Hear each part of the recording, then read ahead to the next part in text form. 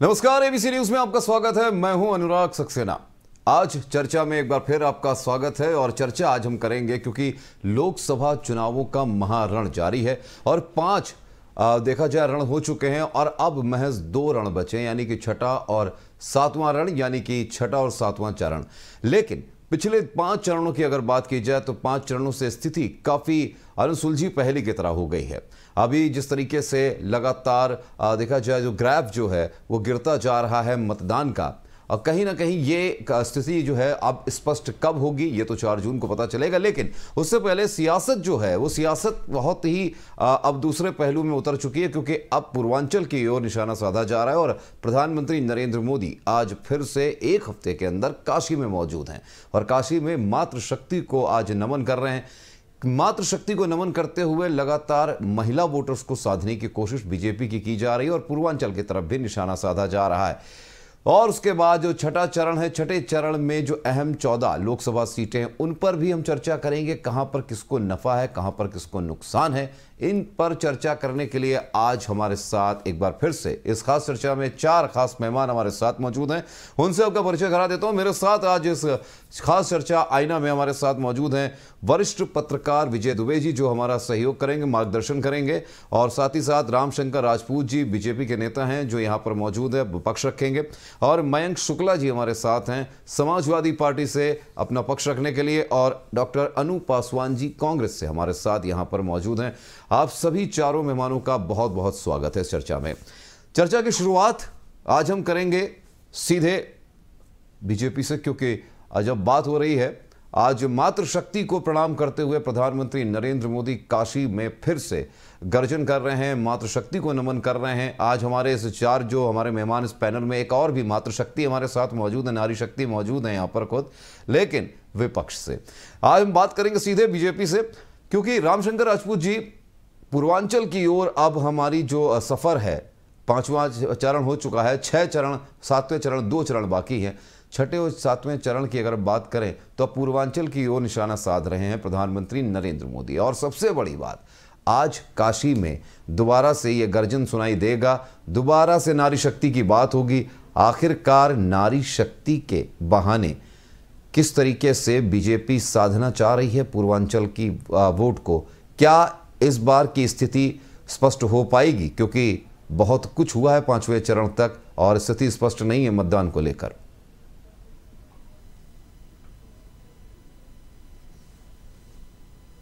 Hello जी। Bharatiya Janata party जिस तरीके से महिलाओं का सम्मान करती है, नारी वंदन, नारी अभिनंदन के रूप में लेती है, इसलिए नारी मातृशक्ति का भारतीय जनता पार्टी को पूरा सहयोग मिल रहा है। इसके कारण हम अभी तक जो चरण हो चुके उसमें भी बढ़त बढ़ाए हुए हैं और आने वाले 2 चरण हैं उसमें भी बढ़त बनाएंगे। भारतीय जनता पार्टी पूर्ण बहुमत की सरकार बनाने जा रही है, जैसा कि आदरणीय मोदी जी का नारा है। इस बार 400 पार, हम 400 पार के आसपास जा रहे हैं और 400 पार करेंगे। नहीं, ये तो आप कह रहे हैं, लेकिन हम बात कर लेते हैं। हमारे साथ मातृशक्ति, नारी शक्ति खुद मौजूद है यहाँ से, विपक्ष से, कांग्रेस से हमारे साथ डॉक्टर अनु पासवान जी।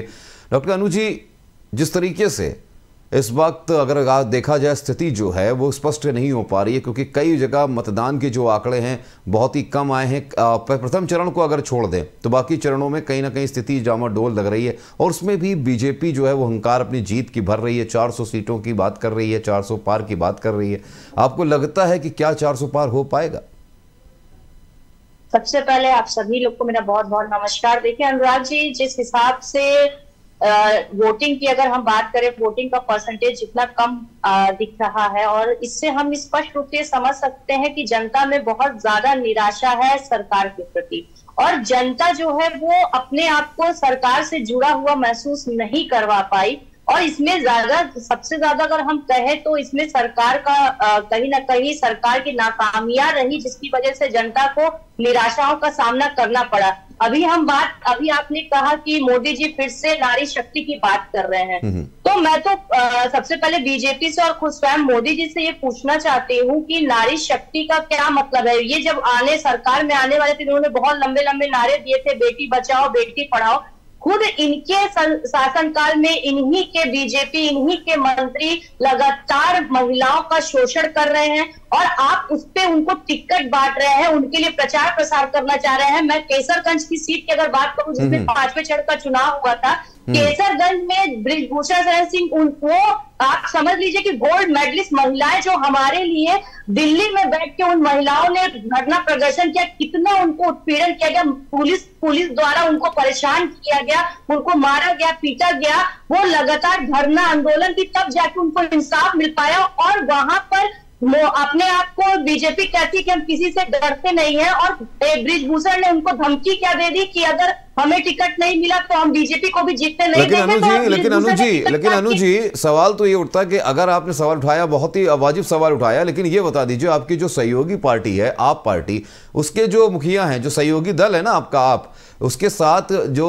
सहयोगी दल के साथ एक थोड़ा सा स्थिति आप थोड़ा सा मुझे स्पष्ट कर दीजिए, जो स्वाति मालीवाल हैं उसके बारे में क्या कहेंगे, उसके बारे में कुछ कहेंगे? क्योंकि एक मुख्यमंत्री के आवास में उन एक महिला के ऊपर, उन्हीं के सांसद के ऊपर हमला हुआ और चुप्पी साध कर अभी तक बैठे हुए हैं आपके सहयोगी दल के नेता।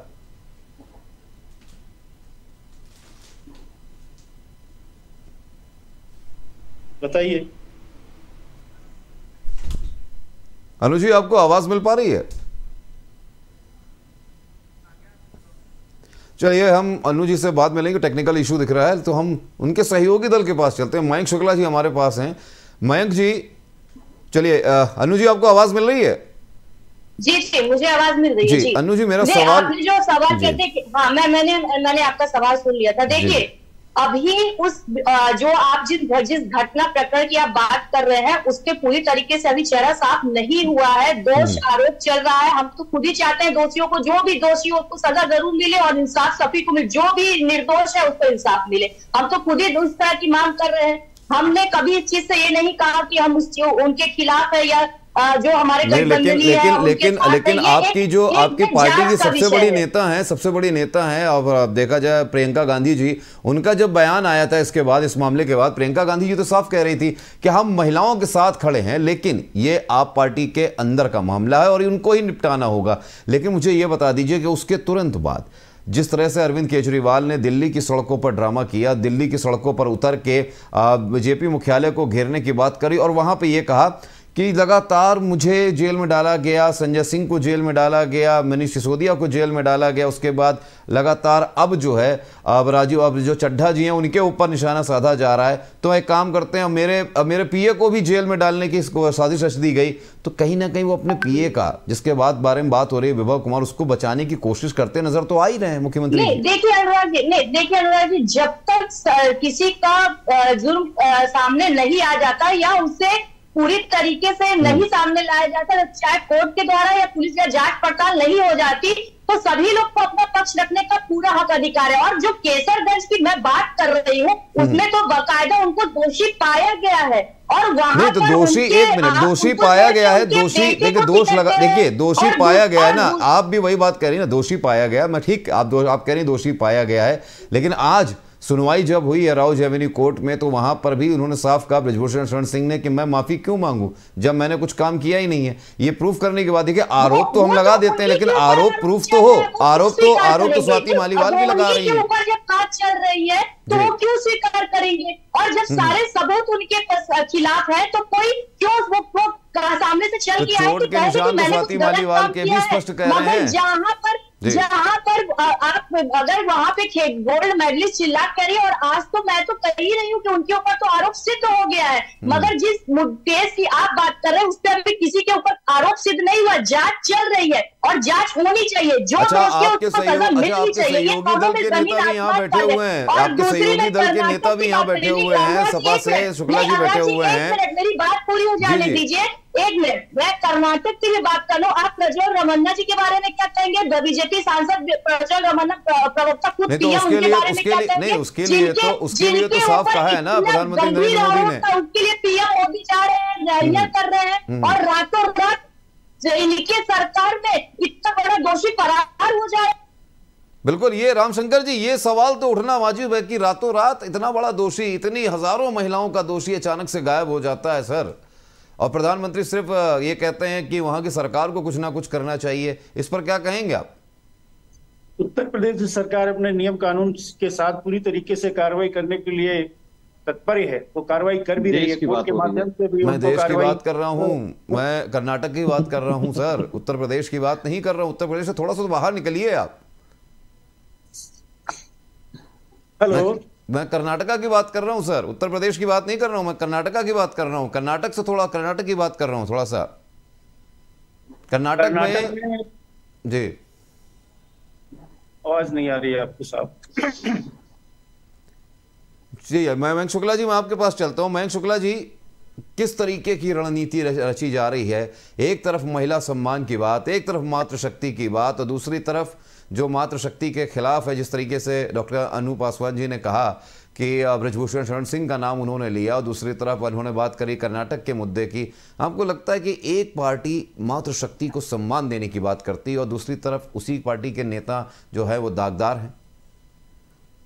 बड़े दुर्भाग्य की बात है कि भारतीय जनता पार्टी के नेताओं का रेंज जो है बहुत कम है। जैसे ही आपने बाहर की बात करी, उनका रेंज चला गया। मैं जानना चाहता हूं प्रधानमंत्री जी क्यों मणिपुर के बारे में बात नहीं करते हैं? मातृशक्ति तो सबकी है ना, सभी जाति धर्म से ऊपर उठ के मातृशक्ति तो सर्वोपरि है। मुझे लगता है मातृशक्ति के नाम पे राजनीति न करके अगर प्रधानमंत्री थोड़ा काम करते तो मुझे लगता है ब्रजभूषण सिंह, कुलभूषण सिंह और चिन्मयानंद, देखिए, और दोषियों और इन दोषियों में फर्क यह है कि ब्रजभूषण सिंह जी भी साबित हो चुके हैं। कुलभूषण सिंह जी ने तो उनके बिटिया, जो पीड़ित बिटिया के परिवार तक की हत्या करा दी और सर्वविदित है। चिन्मयानंद जी का तो वीडियो आ चुका है, तो उसमें कोई साक्ष्य और साबित करने जैसी कोई गायत्री प्रजापति भी तो है, एक नाम गायत्री प्रजापति भी है सर, आपको याद होगा शुक्ला जी। गायत्री प्रजापति के बारे में मैं कह रहा हूँ, एक आंख फोड़ने से दूसरी आंख ठीक हो जाएगी क्या? अभी वर्तमान जो परिस्थिति है, भारतीय जनता पार्टी, आप बताओ, प्रधानमंत्री जी कह रहे हैं गायत्री प्रजापति एक व्यक्ति हो सकते हैं। मणिपुर में हजारों बेटियों, हजारों लड़कियों के साथ दुर्व्यवहार हुआ। मैं दोषारोपण पे नहीं जाता हूँ, मेरी बात सुनिए, मैं दोषारोपण पे नहीं जाता हूँ, मैं दूसरे तरीके से बात करता हूँ। मणिपुर पे हजारों बेटियों के साथ जो हुआ, उसके बारे में प्रधानमंत्री जी नरेंद्र मोदी जी को शर्म आनी चाहिए और उन्हें माफी मांगनी चाहिए देश से, क्योंकि वो प्रधानमंत्री हैं। इस देश का प्रधानमंत्री होता है, पार्टी का प्रधानमंत्री नहीं होता है। इसके बाद हम बात करेंगे जो 3000 वीडियो करीब लीक हुए और उनकी नाक के नीचे से कोई अपराधी भाग जाता है, तो मुझे लगता है प्रधानमंत्री जी को इस पे संज्ञान लेना चाहिए। और मुझे लगता है पहले जब कांग्रेस की सरकारें हुआ करती थी तो कोई रेल हादसा हो जाता था, वित्तीय मामला हो जाता था, तो जो उसके मंत्री होते थे, मैंने अक्सर बचपन में पढ़ा करता था अखबार में कि रेल का कोई हादसा हो तो रेल जिम्मेदारी लेते हुए त्याग पत्र दे देते थे। मगर अब वो दौर चला गया है। आज की डेट में भारतीय जनता पार्टी के नेता चद्दर डाल के सो जाना ज्यादा पसंद करते हैं, जो अपनी गलती जान लेते हैं। और मुझे लगता है उत्तर प्रदेश के बारे में रामशंकर राजपूत जी, जो भारतीय जनता पार्टी के नेता है, मुझे लगता है उन्हें जानकारी होनी चाहिए। मुख्यमंत्री के घर में एक महिला को मारा जाता है, योगी आप लोग नहीं बोलना चाहते हैं। जिस बुलडोजर के बारे में बड़ा भारतीय जनता पार्टी के नेता घूमते हैं, उसी बुलडोजर से एक माँ बेटी को जिंदा जला दिया जाता है। हाथरस में एक दलित समाज की बेटी का बलात्कार होता है और मुख्यमंत्री जी के इशारे पर उस बिटिया का सनातन धर्म की जो संस्कृति है उसका अंतिम संस्कार उसके विरुद्ध जाके रात को डीजल डाल के कर दिया जाता है। मुझे लगता है कि प्रधानमंत्री और मुख्यमंत्री आदित्यनाथ को 2 आंसू उस पर बहाने चाहिए। अगर वो किसी छोटी छोटी बातों पे आंखों से आंसू निकाल देते हैं तो एक सच्ची घटना पे भी आंसू निकालने का उनके अंदर मादा होना चाहिए। भारतीय जनता पार्टी के नेता सिर्फ झूठ बोलने का काम करते हैं, किसानों के खिलाफ काम कर रहे हैं, नौजवानों के खिलाफ कर रहे हैं, अग्निवीर जैसी योजना लाके इस देश के युवाओं को बर्बाद करने का काम कर रहे हैं, देश की सेना को कमजोर करने का काम कर रहे हैं। भारतीय जनता पार्टी के नेता नहीं बिल्कुल, हम इसका जवाब हम लेंगे, रामशंकर जी से जवाब लेंगे। हमारे साथ वरिष्ठ पत्रकार हमारे साथ यहाँ मौजूद हैं, विजय दुबे जी। विजय जी, नमो नमो हो रहा है काशी में आज एक बार फिर से, हफ्ते के दूसरे दिन, मतलब हफ्ते में 2 बार, आज दूसरी बार पहुंचे हैं। 1,56,00,000 महिलाओं को वहां पर देखा जाए तो पीएम नरेंद्र मोदी जो हैं आज एक साथ इस मातृशक्ति सम्मेलन से साधेंगे। 25,000 महिलाएं, वो भी अलग अलग जगहों से पहुंची हैं, अलग अलग देखा जाए तो पंचायत से, ग्राम पंचायत से, अलग अलग सेक्टर से उनको वहां बुलाया गया। क्या लगता है कि 2019 में जिस तरीके का गणित बैठा था, क्या वो इस बार गणित बैठ पाएगा, राह आसान होगी? नहीं, देखिए मयंक जी, जहां तक बात भारतीय जनता पार्टी की इस खास वाराणसी के सम्मेलन की बात है, तो अगर आपको ध्यान हो तो उस दिन जब प्रधानमंत्री रोड शो कर रहे थे बनारस में, तो उसमें जो है उनके रोड शो के ठीक आगे करीब मुझे जहां तक खबर जो मैं पार्टिसिपेट कर रहा था, 5,000 महिलाओं ने उनका मार्ग प्रशस्त किया था। एक प्रकार से रोड शो के आगे 5,000 महिलाएं बकायदा, अगर आपको ध्यान हो तो नहीं बिल्कुल सर, अयोध्या में भी यही स्थिति थी, कानपुर में भी हमने ये देखा था। असल में क्या है, कुछ चीजें तो खैर एक बात इसमें कोई दो राय नहीं है कि आज बहुत सारे अगर आप ग्राम पंचायत में चले जाएं तो ग्राम प्रधान महिलाएं मिल जाएंगी। अब वो किसी एक पार्टी के नहीं है, हर पार्टी के जो कार्यकर्ता हैं जो उस ग्राम प्रधान या ग्राम पंचायत में सक्रिय लोग हैं या जिले स्तर पर सक्रिय लोग हैं। तो जैसे अगर सोनपुर की बात करूं तो श्रीकला रेड्डी वहां की जिला पंचायत की अध्यक्ष हैं, जो कि बीएसपी के उम्मीदवार पहले हो रही थी और बाद में उन्होंने अपना विड्रॉल कर लिया। तो एनीवे जो आज जो कंट्रीब्यूशन है महिलाओं का राजनीति में, इन जनरल बात कर रहा हूं मैं, बीजेपी की स्पेसिफिक बात कर रहा हूं, वो बहुत बढ़ा हुआ है। और अगर आने वाले समय में महिलाओं को अगर और अवसर मिले तो शायद आपकी राजनीतिक स्वरूप जो हमारे जो पॉलिटिक्स में आज उनका जो रिप्रेजेंटेशन है वो काफी बढ़ा हुआ मिलेगा। तो भारतीय जनता पार्टी जो लगातार दिखाने का प्रयास कर रही है वो ये कर रही है कि हमारे पास जो है, देखिए, नारी शक्ति, नारी स्वाभिमान और हमारे बेसिकली जो है महिलाओं के बगैर तो हमारा समाज, परिवार, इन सब चीजों का कोई अस्तित्व ही नहीं ना। तो हमारी जो मातृ शक्ति है हम तो उसकी पूजा करते हैं किसी स्वरूप में, अगर हिंदू धर्म की बात विजय सर, आप ये मानते हैं विजय सर, आप ये मानते हैं कि मातृ शक्ति को जिस तरीके से संवारने की कोशिश और नारी शक्ति को जिस तरीके से आत्मबल प्रदान करने की कोशिश मतलब बीजेपी की गवर्नमेंट्स में किया गया है, वो कहीं दिखा नहीं है? क्योंकि कांग्रेस ने भी, प्रियंका गांधी ने भी बीच में नारा दिया, लड़की हूं लड़ सकती हूं, वो कहीं ना कहीं देखा जाए उतना कारगर नहीं हुआ। नहीं, देखिए, पिछली बार एक्चुअली कांग्रेस ने जो अपना थीम इलेक्शन की डेवलप की थी उसमें उन्होंने फोकस किया था महिलाओं पर और लड़की हूं लड़ सकती हूं, ये नारा था उनका। लेकिन ये जो दावे हैं वो दावे हर पार्टी अपनी ओर से करना चाहती है। कारण ये है कि जो 50% ऑफ वोट है वो महिलाओं के हैं टोटल में। अगर मोटा मोटी देखा जाए तो आपको अगर आधी आबादी का समर्थन चाहिए तो आपको महिलाओं का समर्थन लेना ही पड़ेगा। और ये भारतीय जनता पार्टी लगातार इस बात को आगे रख के ये जताने की कोशिश कर रही है कि हमारे साथ मातृ शक्ति का समर्थन है। ये एक्चुअली बेसिकली जो शो है, ये पॉलिटिकल शो जो है, उसमें हम ये अपना पक्ष रखना चाहते हैं कि हमारे साथ में कौन मजबूती के साथ खड़ा हुआ है। और आज जो सम्मेलन प्रधानमंत्री कर रहे हैं वो कोई केवल बनारस की महिलाएं नहीं है, उसमें जो ये अभी जो 6वें चरण के चुनाव होने जा रहे हैं, इसमें 14 सीटें ऐसी हैं जहां की चुनाव होंगे, उसमें पूरा पूर्वांचल का बेल्ट कवर हो रहा होगा। अगर बस्ती से देखें तो इलाहाबाद तक की ये सारी सीटें कवर हो रही हैं। तो अगर मान लीजिए कि भारतीय जनता पार्टी अपने एक्टिव कैडर में से महिला विंग है उनके पास में, इसमें कोई दो राय नहीं है, तो इनको एड्रेस करती है तो निश्चित तौर पर वो जगाने की कोशिश कर रही है, जताने की कोशिश करेगी कि भाई हमारे साथ जो है, जो महिलाओं का समर्थन है वो नारी शक्ति का बहुत अधिक है और हम अब उनको सम्मान देते हैं। तो लेकिन सबसे बड़ा विजय सर, लेकिन सबसे बड़ा बीजेपी भी जानती है और हम सभी जानते हैं, आप भी जानते हैं सर, कि महिला वोटर्स की अगर हम बात करते हैं तो महिलाओं का जो झुकाव है, ज्यादातर वोटर्स का जो महिला वोटर्स का झुकाव है वो बीजेपी की तरफ ज्यादा रहता है। महिला वोटर्स ज्यादातर बीजेपी को ही वोट देती हैं, ये भी कुछ आंकड़े कहते हैं। नहीं, केवल ये चीज नहीं है, ऐसा है कि महिलाओं का कंट्रीब्यूशन निश्चित तौर पे बीजेपी में ज्यादा आपको इन जनरल देखने को मिल रहा है, जो आप देख रहे हैं, क्योंकि आपको दिखाया जा रहा है वैसा। लेकिन आप ऐसा कह नहीं सकते हैं एक तरफा। कारण ये है कि अगर मैं वोटर्स की बात करूं तो जो बीएसपी का फोक वोटर है या समाजवादी पार्टी की महिला विंग का वोटर है, आपको विधायकों का अगर आप नंबर भी उठा लें तो ठीक ठाक नंबर है आज की डेट में अपोजिशन पार्टी के साथ भी। और जो बीएसपी का वोटर है वो तो ब्लाइंड वोटर माना जाता है कि वो अगर हाथी पे निशान लगाने जा रहा है, चाहे वो महिलाओं का समूह हो या पुरुषों का, वो पूरी तरह से अपनी पार्टी अपना हाथ, वो पार्टी के नाम पे और बहन जी के नाम पे वोट देता है।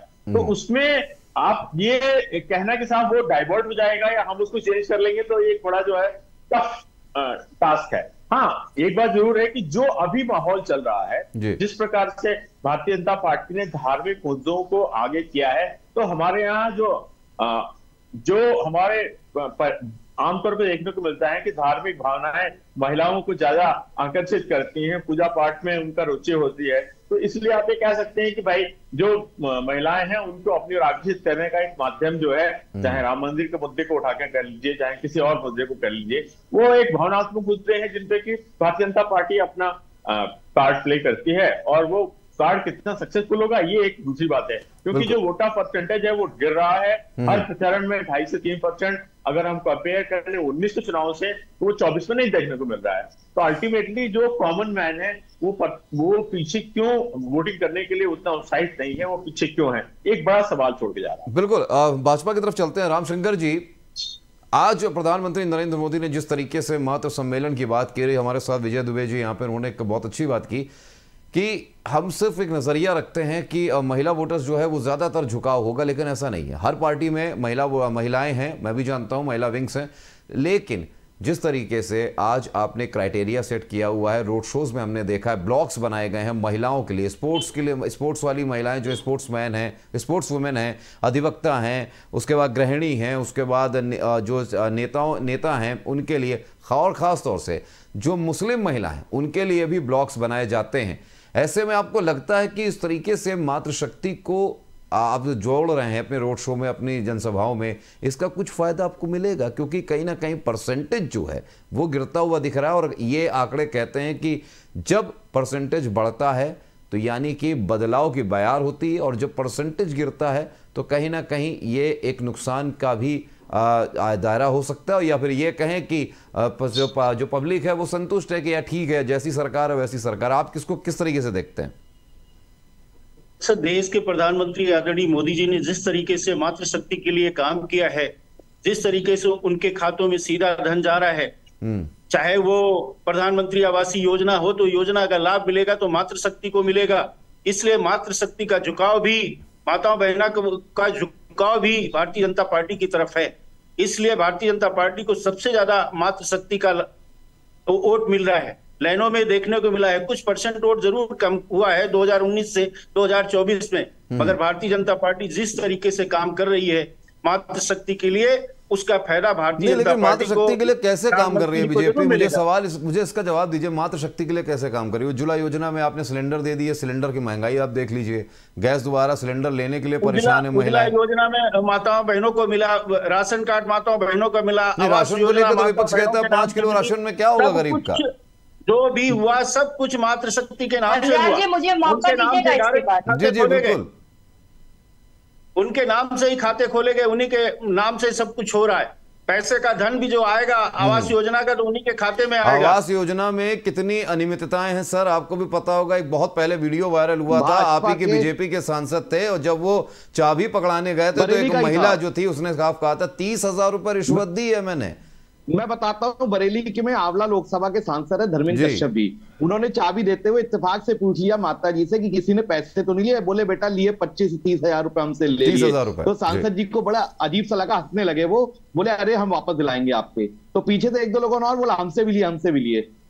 हजारों लोगों को फायदा मिलता है, मगर एक आधे लोगों को किस तरीके से लोग ठगते हैं ये तो पूरी हर पार्टी में होता रहता है। मतलब होता रहता है, मतलब आप कितने कैजुअली कह रहे हैं कि होता रहता है, मतलब कुछ भी हो रहा है। आपकी योजना लाई गई है और आपकी योजना में बट्टाधार लग रहा है, रिश्वत चल रही है, और आप कह रहे हैं कि होता रहता है। पार्टी आज सत्ता में है, सांसद सही कह रहे हैं, किसी और से थोड़ी ना कह रहे हैं। सांसद के मुंह पे कह दिया कि हमसे रिश्वत ली गई। जो मातृशक्ति का सम्मेलन करने जा रहे हैं, 4-6 लाइनें बोलने के अलावा कुछ नहीं आता। जी बिल्कुल, मैं आपसे जवाब ले लूंगा इसका।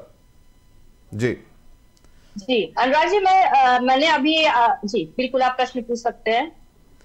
अनु जी, जिस तरीके से मातृशक्ति की बात कर रहे हैं, उज्ज्वला योजना की बात करते हैं, जब भी हम बीजेपी से कभी सवाल पूछते हैं तो उज्ज्वला योजना और जनधन योजना और राशन योजना, सारी योजनाएं ये उंगलियों पर गिनाते हैं कि महिलाओं के लिए हमने बहुत कुछ किया है। लेकिन धरातल पर क्या आपको लगता है कि ये स्थिति सही है? क्योंकि उज्ज्वला सिलेंडर देने के बाद सिलेंडर भरवाने के लिए लोगों के पास पैसे नहीं है, और आप 5 किलो, आप ही लोग कहते हैं ना कि 5 किलो अनाज में होता क्या है कि इसलिए हम 10 किलो अनाज देंगे, ये आपकी अब नई एक गारंटी दी है। क्या आपको लगता है कि सच में धरातल पर काम हो पा रहा है? क्योंकि बीजेपी तो ताल ठोक रही है कि हमने महिलाओं के नाम से सब कुछ किया है। देखिए अनुराग जी, मैं यही सारी बातें कहने वाली थी कि देखिए, आप घोषणा पत्र में बीजेपी ने तो बहुत लंबी लंबी घोषणाएं की थी महिलाओं के लिए भी, हर एक श्रेणी के लोगों के लिए, मगर वो धरातल में अभी भी नहीं कायम हुआ। आप देख लीजिए, अभी जैसे आपने कहा, अगर ये बीजेपी के लोग, पहली बात तो मैं एक बात बहुत स्पष्ट तौर पे कह दूं कि 2014, 2019 और उसके बीच में भी ये बीजेपी के लोग कभी क्षेत्र में नहीं जाते हैं। वो इसलिए क्योंकि इनको ये कॉन्फिडेंट, ओवर कॉन्फिडेंट हो गया है कि भाई जब जब चुनाव आएगा हमारे पास एक फेस है, मोदी का चेहरा, और उसी पे हम चुनाव लड़के जीत जाएंगे, हमें काम करने की आवश्यकता नहीं है। अगर ये क्षेत्र में जाते तो शायद इनको पता चलता कि खास तौर पर महिलाएं इतनी ज्यादा दुखी हैं। चाहे आप उज्ज्वला योजना की बात कर लीजिए, चाहे आप महंगाई की बात कर लीजिए, चाहे तेल की दाम की बात कर लीजिए, चाहे दाल के दाम की बात कर लीजिए, चाहे एक किचन के, राशन के, हर एक सामान के इतने लोग बीजेपी ने दाम बढ़ा दिया कि आज महिलाओं के लिए सबसे ज्यादा सियासत हो गया कि वो अपना घर कैसे चलाए। और ये उज्ज्वला योजना का जो गुणगान गा रहे हैं, मैं तो यही पूछना चाहती हूँ किस प्रकार के लोग हैं कि जब कांग्रेस की सरकार थी तो 450 रुपए का सिलेंडर मिलता था, तो भाई जो इनकी जो आज केंद्र की मंत्री बन के बैठी है, उस समय सिलेंडर लेके सड़कों पे नाचती थी कि अरे बहुत ज्यादा महंगाई है, कांग्रेस को इस्तीफा देना चाहिए। और आज जब वही सिलेंडर 1250, 1100 तक का मिल रहा है, तब उनको वो एकदम गायब है, पूरे क्षेत्र से गायब है। अब उनको महंगाई नहीं दिखाई देती है। और ये जिस तरीके से महिलाओं को, मैं अभी भी एक बात अनुराग जी बहुत स्पष्ट तौर से कह सकती हूँ कि गांव की महिलाएं और हर कोई महिलाएं इनके काम काज से एकदम असंतुष्ट है। और आज महिलाएं चीख के कह रही है कि हमें बीजेपी को हटाना। इन्होंने हर चीज की इतनी महंगाई कर दी है कि आज हम अपने बच्चों को ना शिक्षा दे पा रहे हैं, क्योंकि शिक्षा की इन लोगों ने जीएसटी 18% लगा दी। जहां आज तक किसी भी सरकार में, कि कांग्रेस से लेकर अगर आप 6 राज्यों की सरकार में भी चले जाइए, तो आज तक शिक्षा के ऊपर इतना बड़ा जीएसटी नहीं लगाया गया था। मगर इन लोगों ने शिक्षा के भी क्षेत्र को बर्बाद कर दिया और महिलाओं के लिए उनके बच्चों का सपना, पढ़ाई लिखाई करवाना बहुत महंगा पड़ रहा है। और किचन की एक जरूरत की मूलभूत चीजों को लोगों ने इतनी महंगी कर दी कि आज हर माँ अपने घर के बच्चों को अच्छा खाना खिलाने के लिए परेशान हो जाती है। ये जो भी आज चीजें चल रही हैं, ये हर कहीं ना कहीं महिलाओं को प्रभावित करी। और यही वजह है कि महिलाएं आज दुखी हैं। वो चाहती है कि भाजपा की सरकार हट जाए। अब हम आ जाते हैं अपराध की बात।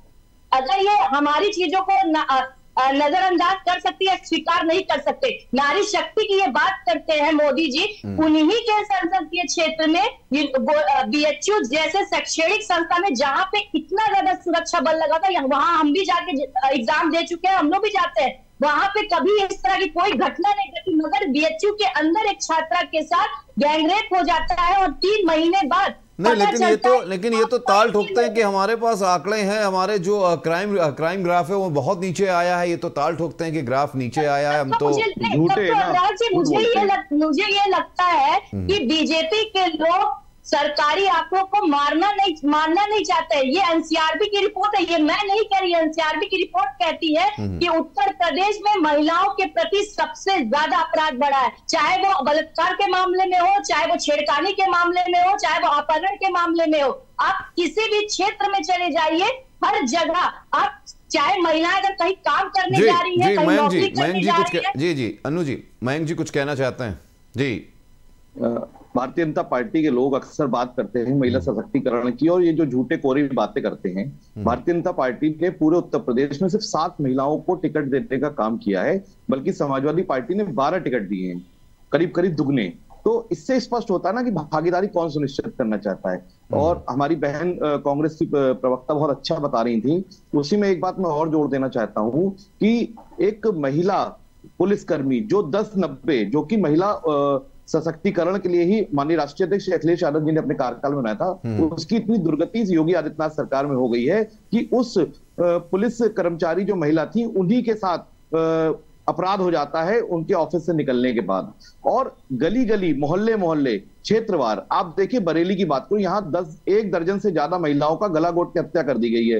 इस बात को 1 साल हो गया है। लगातार एक साइको किलर टाइप का कोई व्यक्ति है जो लगातार हत्याएं कर रहा है। नहीं, लेकिन इसके लिए तो नहीं मयंक जी माफ कीजिएगा, लेकिन मैं एक सवाल पूछना चाहता हूँ। इसके लिए तो देखिए सरकार तो साफ कहती है, क्योंकि हम लोगों ने बहुत डिबेट्स की हैं। अभी एक बीच में हम लोगों ने डिबेट की थी, उसमें पूर्व डीजीपी साहब हमारे साथ जुड़े थे, AK जैन सर। उन्होंने भी कहा था कि देखिए जिस तरीके की स्थिति है उसमें तादाद पुलिसकर्मियों की इतनी कम है, जनसंख्या करीब हमारे जो देखा जाए 22 करोड़ से ऊपर की जनसंख्या है उत्तर प्रदेश की, और उस पर कुछ देखा जाए तो कुछ लाख हमारे पुलिसकर्मी हैं, यानी कि 10 लोगों पर भी एक पुलिसकर्मी नहीं हो पा रहा है। तो कहीं ना कहीं ये स्थिति है। और क्राइम जो जैसे आपने कहा ना साइको किलर, तो किसी के मानसिक विकार में, उसके मस्तिष्क में क्या चल रहा वो कोई नहीं जानता। कोई पुलिसकर्मी है, भगवान तो है नहीं।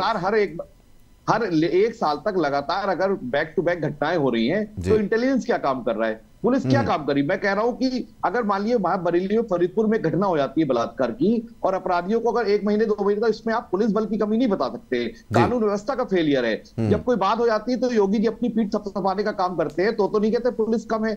योगी जी की पुलिस और उनके अधिकारियों के सामने जेसीबी से एक माँ बेटी जो ब्राह्मण समाज की थी, उन्हें जिंदा जला दिया गया, तो योगी जी ने नहीं कहा कि पुलिस कम है।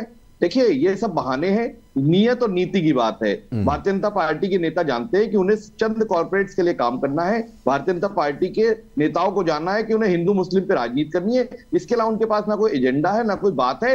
ये सड़क पे कितनी भी बातें करते हो, मगर इनके बैक माइंड में, इनके दिमाग में यही चलता रहता है कि हिंदू मुस्लिम करो और जैसे तैसे करके सरकार बना लो। नफरत की चाशनी में लपेट के ये वो जलेबी खाना चाहते हैं जो समाज के लिए जहर बनती जा रही है। विजय जी क्या कहेंगे? अब जो जिस तरह की आपने बातें सुनी, हमारे जो एनडीए गठबंधन के दोनों यहाँ पर प्रवक्ता हैं, उनकी बात आपने सुनी, जो इन्होंने लगाए हैं आरोप बीजेपी के ऊपर, क्या सच में वो मायने रखते हैं और सच में सही है?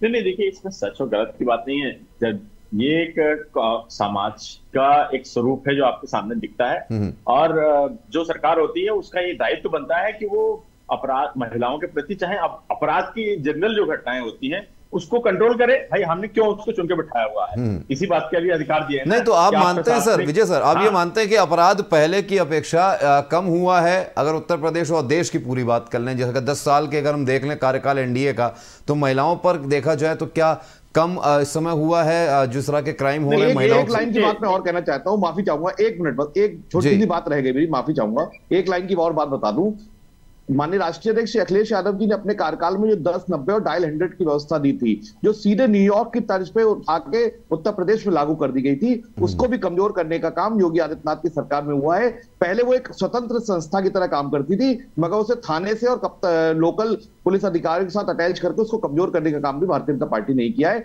उस संस्था और उस कार्य योजना थी, उससे अपराध कम होने की शुरुआत उसी वक्त हो गई। नहीं, लेकिन मयंक जी, कमिश्नरेट लागू करके उन्होंने तो देखा जाए तो पुलिस विभाग को और शक्ति प्रदान की है।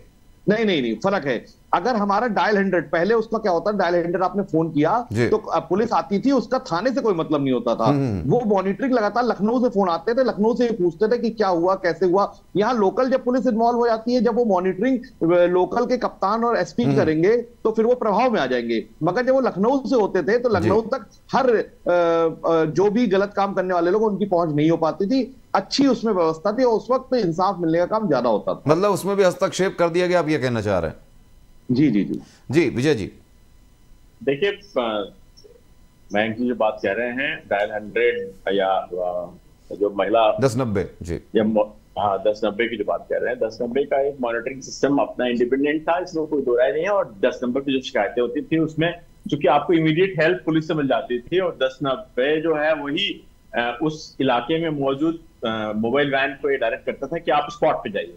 तो जो भी एरिया में आपके खड़ी हुई मोबाइल वैन होगी, इसमें पुलिसकर्मी होंगे, वो इमीडिएट उस पॉइंट पे पहुंचते थे। तो ये उनकी एक काम करने का एक बेहतर तरीका था, इसमें कोई दो राय नहीं है। हाँ, जहां तक बात एनसीआरबी के आंकड़ों की है, क्योंकि अल्टीमेटली फिर बात जाती है आंकड़ों पे ही, तो आंकड़ों में अभी हमारी स्थिति कोई बहुत बेहतर नहीं है। चाहे कोई भी सरकार यहाँ पर रही है, उसने उन आंकड़ों में बहुत ज्यादा फेरबदल वो हम नहीं कर पाए हैं। उत्तर प्रदेश में ओवरऑल जो क्राइम का सीन है, वो क्राइम का सीन या जो एनसीआरबी का आंकड़े बताते हैं, उस हिसाब से हमारा नंबर बहुत अच्छा नहीं है। तो हम अभी कुछ पहले नहीं पालनी चाहिए कि हमने अपनी महिलाओं को बहुत सम्मान दे दिया है, हम उनकी सुरक्षा करते हैं। बल्कि जो चीजें शायद पिछली बार जो बीजेपी सरकार में आई थी, उन्होंने बहुत सारे वादे किए थे कि जैसे उनका कहना था कि हम शोहदों को पकड़ लेंगे, हम एक गाड़ी अलग से उनके वचन पत्र और संकल्प पत्र उन्होंने जारी किए थे उसके लिए। तो ये सब चीजें थी कि छेड़खानी नहीं होगी। लेकिन अभी तो कई बार ऐसी घटनाएं आती है कि भाई छेड़खानी के कारण से कोई स्कूल गोइंग स्टूडेंट आत्महत्या कर लेता है या कॉलेज गोइंग स्टूडेंट आत्महत्या कर लेता है, ये बड़ी ही गंभीर बातें होती है और बहुत एक शर्मनाक स्थिति होती है। किसी भी परिवार में इस प्रकार की घटनाएं अगर कई बच्चियां कर रही हैं, स्टूडेंट कर रहे हैं, तो हमें ये सोचना चाहिए कि हमारी समाज की स्थिति क्या है अल्टीमेटली। क्या हम अपने ही समाज में अच्छा, ये विजय जी इसमें एक चीज और ऐड ऑन करना चाहूंगा। जो आपने बताया है वो तो सही बात है, लेकिन उसके अलावा एक चीज और भी है। जिस तरीके के अभी पिछले कुछ समय में हम देख रहे हैं कि पुलिस कर्मियों पर ही आरोप लग रहे हैं। गरीब देखा जाए, जो फेरी लगाने वाले हैं, जो सब्जी ठेले लगाने वाले हैं, वो बेचारे आत्महत्या कर रहे हैं और आरोप पूरा पुलिस कर्मियों पे जा रहा है। तो इस पर भी क्या आपको लगता है कि कहीं ना कहीं मॉनिटरिंग करने की जरूरत है? आप जो बात कह रहे हो सही कह रहे हैं। मैं आपकी बात को क्लियर कर दूं। एक्चुअली होता क्या है कि जो पुलिस का स्थानीय थाना होता है या जो इलाका होता है, वो इन रेहड़ी वालों से पैसा वसूलता है।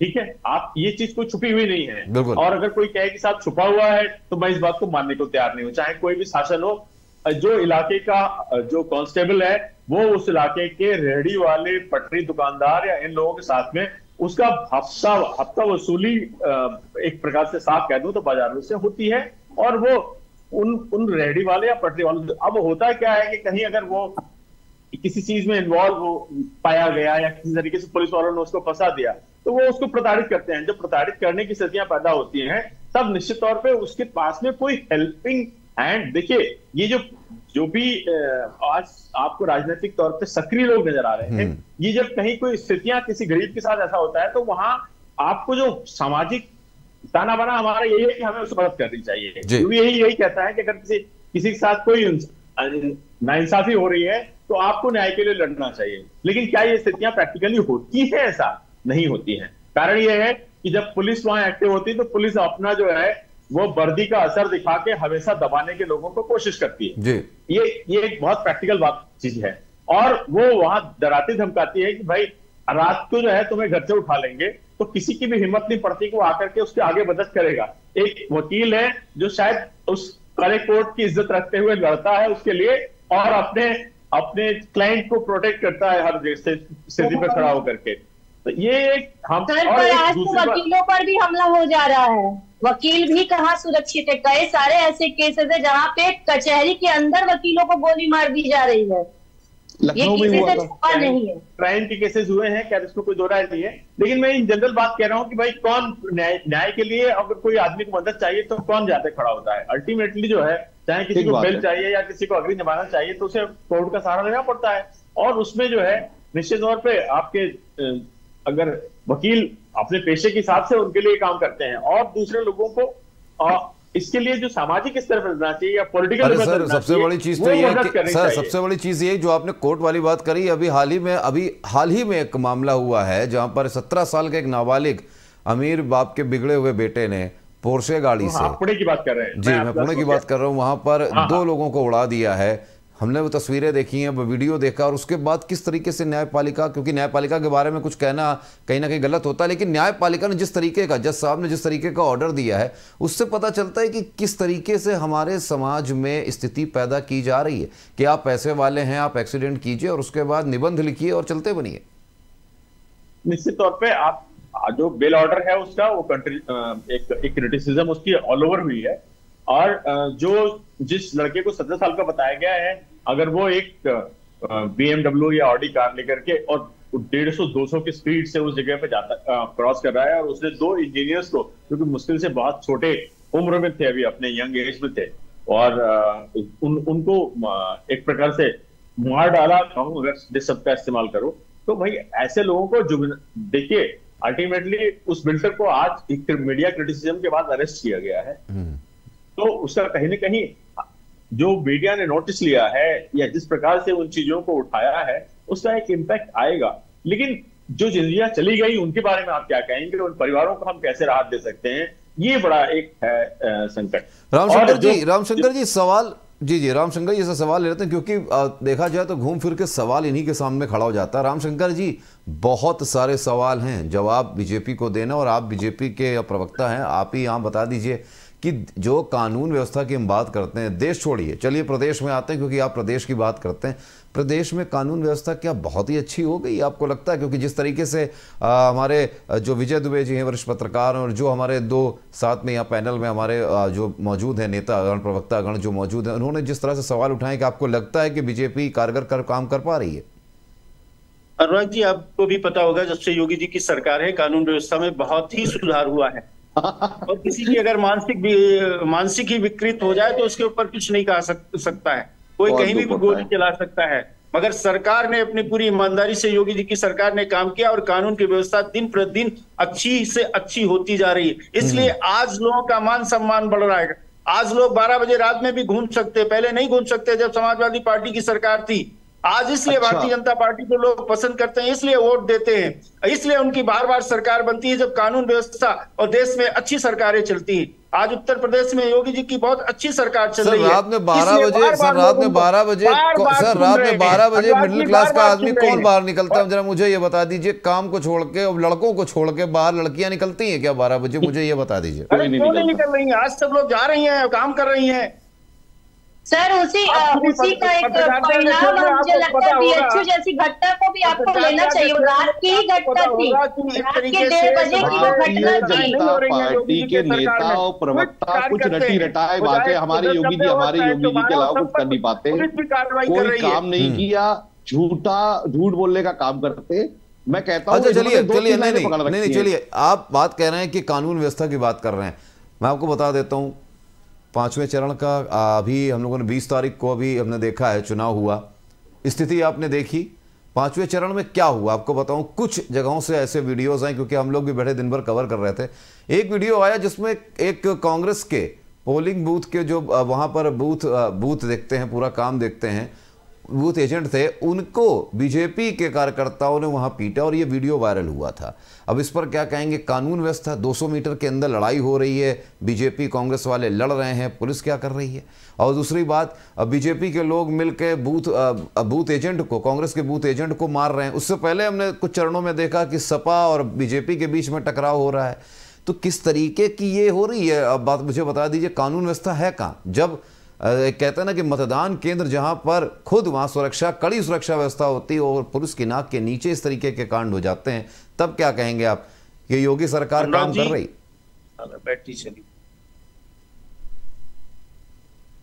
अंधेरा हो गया, अब योगी की सरकार में लाइट चली जाती है। लाइट तो सर वैसे लाइट तो बहुत समय से इधर कुछ हफ्तों से लाइट जा भी रही है, कोई दिक्कत की बात नहीं है। मैं आपको बताता हूं कि माननीय राष्ट्रीय अध्यक्ष अखिलेश यादव जी ने अपने कार्यकाल में जितने पावर प्लांट बनाए थे, भारतीय जनता पार्टी ने 7 साल की डबल इंजन की यूपी की सरकार में एक भी पावर प्लांट नहीं बनाया। मैं कई बार कई डिबेट्स में जो भाजपा के प्रवक्ता उनसे कह चुका हूं कि आप गूगल सर्च करके भी अगर एक नाम बता दो तो मैं मान जाऊंगा। हालांकि मैं बताऊं, भाजपा प्रवक्ता जी की लाइट चली गई है, वो अलग विषय है, मगर मेरा मानना यह है कि भारतीय जनता पार्टी के किसी नेता से बात करिए तो वो 2-3 लाइनों में सिमट जाते हैं कि हमारे योगी जी ने ये कर दिया, हमारे योगी जी ने वो कर दिया। किया क्या ये भारतीय जनता पार्टी के नेता को पता ही नहीं होता है। मैं एक बात कर लेता हूँ थोड़ा सा, आप देखिए क्या किया क्या नहीं किया, आरोप प्रत्यारोप का दौर है, वैसे भी आ चुके हैं देखा जाए तो। अब एक चीज मुझे बता दीजिए, छठे चरण की 14 सीटों पर 162 प्रत्याशी मैदान में है, और अगर देखा जाए तो कई दिग्गजों का इस बार जो है, कई दिग्गज भी इस बार उतरे हुए हैं मैदान में। मेनका गांधी, कृपाशंकर सिंह, जगदम्बिका पाल, दिनेश लाल यादव निरहुआ, धर्मेंद्र यादव, भीष्म शंकर उर्फ कुशल तिवारी, लालजी वर्मा जैसे बड़े बड़े नाम इस बार छठे चरण में चुनावी मैदान में है।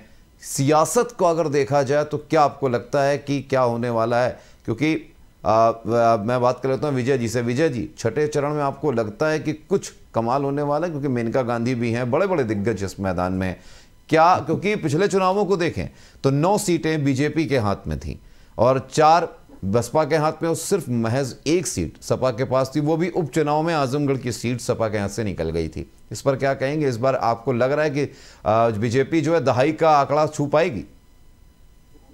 देखिए, असल में इसमें कई सीटें ऐसी हैं जो कि बीजेपी तीसरी बार शायद क्लेम कर रही है। जी। जहां तक बात मेनका गांधी की कही आपने, तो मेनका गांधी की सीट जो है इसकी वो सीट लगातार जो है बीजेपी के पास रही है। मेनका गांधी लड़े चाहे वरुण गांधी लड़े, उनका एक पारिवारिक प्रभाव जो है वो नजर आता है। खासतौर पर मेनका गांधी की जहां तक बात है, तो मेनका गांधी कोई आज के दौर की वो नहीं है, नेता नहीं है। उन्होंने अटल बिहारी वाजपेयी की कैबिनेट में भी अपना जो है स्थान रखा था, और जो सुल्तानपुर के लोग हैं वो उनके साथ में अपने आप को काफी रिलेट करते हैं। इसमें जो है आप एक प्रकार से कह सकते हैं कि गांधी फैमिली का एक प्रतिनिधित्व जो है मेनका गांधी के ही नाम पर बीजेपी में है। नंबर दूसरी बात यह है कि और जो सीटें, जहां तक बात आजमगढ़ की थी आपने, तो आजमगढ़ में जो है जो पिछली बार डिवीजन हुआ था बाई इलेक्शन में, उसके कारण से सपा को वहां मौके खानी पड़ी थी।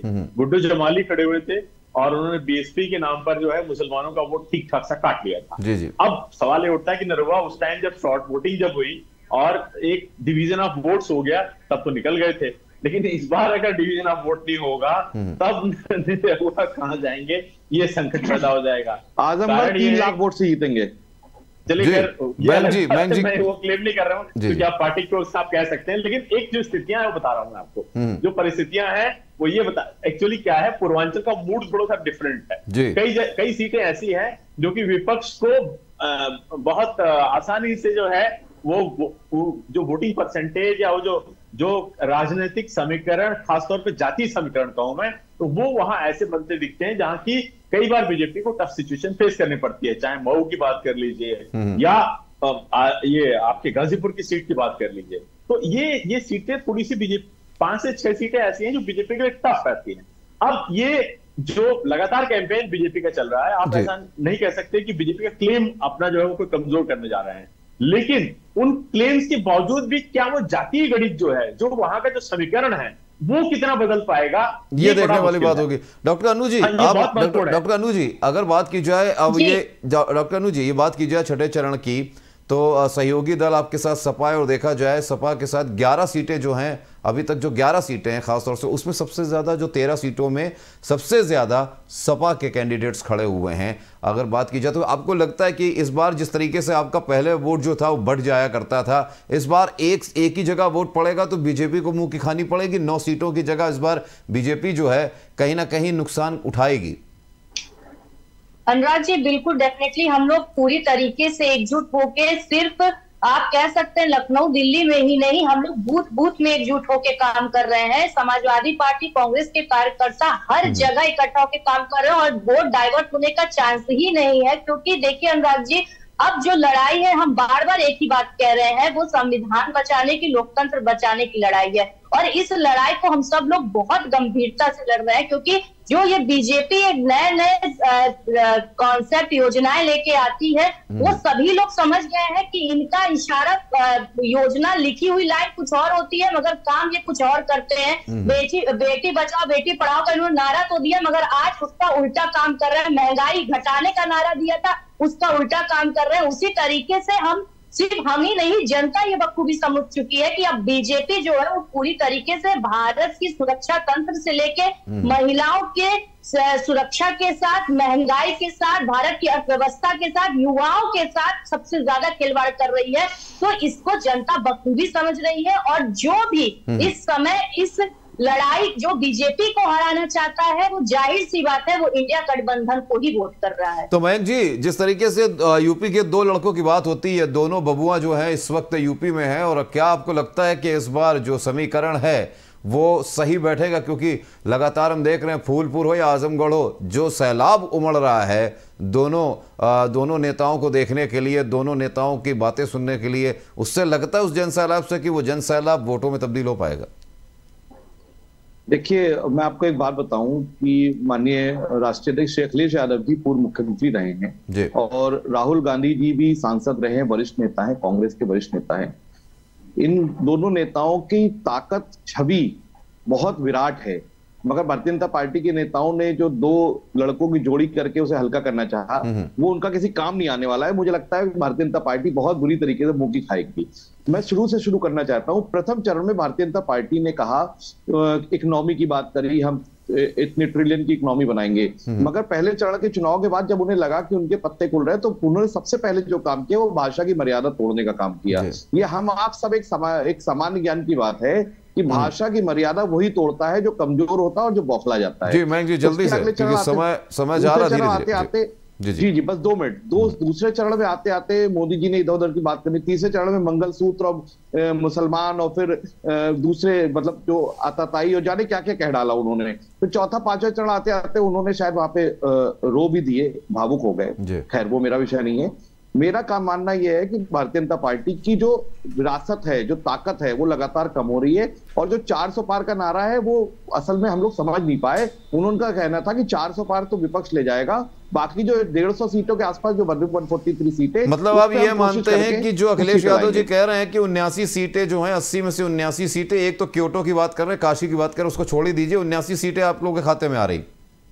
मेरा मानना यह है कि माननीय राष्ट्रपति जी जो क्योटो में लड़ाई कह रहे थे वो 2 दिन पुरानी बात है। मुझे लगता है क्योटो में भी हम लोग जीतने जा रहे हैं, क्योंकि मोदी जी ने जो अपने बनारस क्षेत्र का जो दुर्गति करी है।